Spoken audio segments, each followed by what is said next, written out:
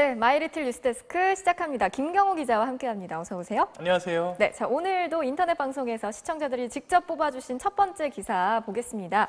제목이 미국의 이쁨 받으려고 왜요? 오늘의 화나요 기사네요. 누구 얘기인가요, 이건? 네, 이게 전두환 전 대통령 얘기입니다. 네.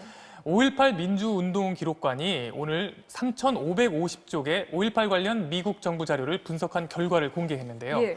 당시 전두환 신군부가 미국 측에 각종 가짜 정보를 제공한 것으로 나타났습니다.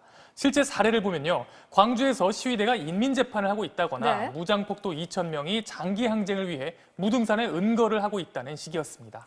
그동안 미국이 5.18 당시 군부의 무력 사용을 묵인하거나 방조한 것이 아니냐는 의혹이 제기돼 왔는데요. 이런 거짓 정보가 미국 정부의 태도에 영향을 줬다고 볼 수 있을까요?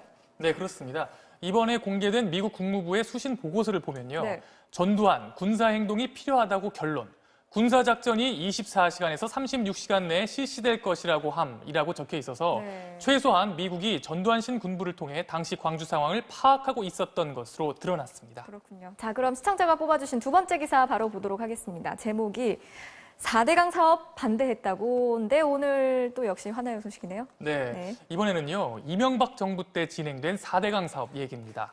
오늘 환경단체들이 국회에서 기자회견을 갖고 이 전 대통령과 원세훈 전 국정원장 등을 직권 남용 등의 혐의로 고발하겠다고 밝혔습니다. 네. 4대강 사업과 관련해 당시 국정원이 환경단체와 학자들을 사찰한 증거가 드러난 만큼 사찰 과정에 이 전 대통령이 관여했는지 책임자가 누구인지 등을 낱낱이 밝혀야 한다고 주장했습니다. 네, 민간인 사찰을 당시 어떤 방식으로 했다는 건가요? 네, 오늘 기자회견 내용을 보면요. 네.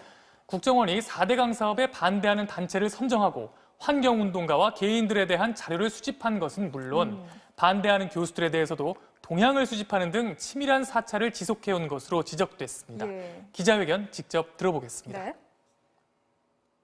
후원금 모금 차단, 일타 사례 발굴, 체증 강화, 세무조사 압박, 내부 갈등 유도, 개인 비리 언론 보도 추진 등 치밀한 계획을 짜고 네, 그럼 계속해서 시청자들이 뽑아주신 마지막 기사 보겠습니다. 제목이 영웅이 된 할아버지예요. 드디어 오늘의 좋아요 기사가 나왔습니다. 네, 일본의 78살 자원봉사자 오바타 하루오 할아버지가 주인공입니다. 네. 지난주 일본 야마구치현 스오시마에서 2살 된 어린아이가 할아버지 집에 놀러 갔다가 실종됐었는데요. 네, 사흘 동안 500명이 투입됐는데도 못 찾다가 오바타 씨가 투입 30분 만에 찾아내 화제가 됐었습니다. 네, 지금 일본에서는 이분의 일거수일투족이 화제가 될 만큼 국민 영웅으로 떠올랐습니다. 예.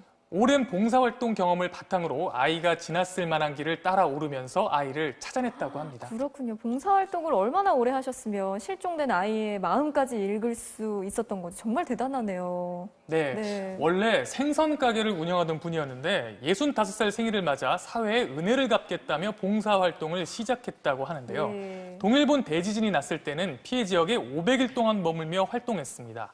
피해 주민들에게 폐를 끼치지 않겠다면서 작은 차에 비상식량과 생활용품을 가득 싣고 다니면서 도움이 필요한 곳을 찾아다니신다고 합니다. 네, 자 오늘 준비한 소식 여기까지죠?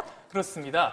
저희 마린이는요, 매일 오후 5시 인터넷에서 생방송을 합니다. 많이 오셔서 뉴스데스크에 나갈 기사 직접 뽑아주시면 좋겠습니다. 네, 지금까지 마이리틀 뉴스데스크였습니다.